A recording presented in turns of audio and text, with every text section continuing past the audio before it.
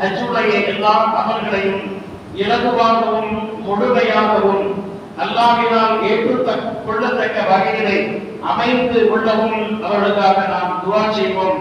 முடிந்தே அந்த ஹாஜிமார்கள் துஆ கபூலாகக்கூடிய எல்லா இடங்களிலும் நம் அனைவருக்கும் அவர்கள் துஆ செய்ய உங்கள் சார்பிலே நான் கோரிக்கை வைக்கின்றேன்.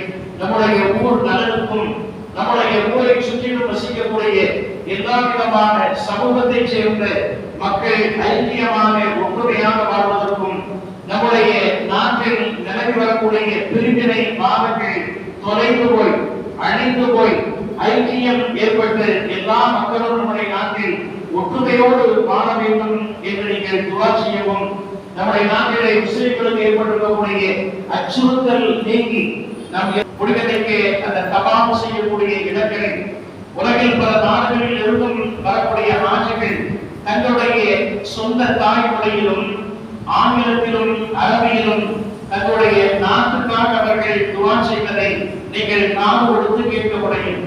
பல நபர்களுடைய அந்த வாசகங்களை நாமும் கேட்டு உதவித்து போயிருக்கின்றோம்.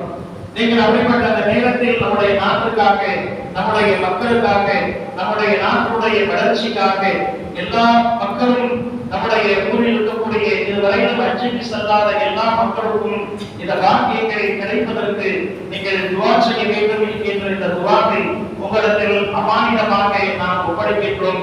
நபிகள் பெருமானார் ஸல்லல்லாஹு அலைஹி வஸல்லம் அவருடைய ரவுலாவுக்கு நீங்கள் செல்கின்ற பொழுது நீங்கள் எல்லோருடைய ஸலவாத் என்கின்ற காணிக்கையை நீங்கள் நபியுடைய தர்பாருக்கு எடுத்துச் சென்று ஒப்படைக்க வேண்டும் என்கின்ற அந்த அமானிதத்தையும் உங்களிடத்திலே நாம் அளிக்கின்றோம்.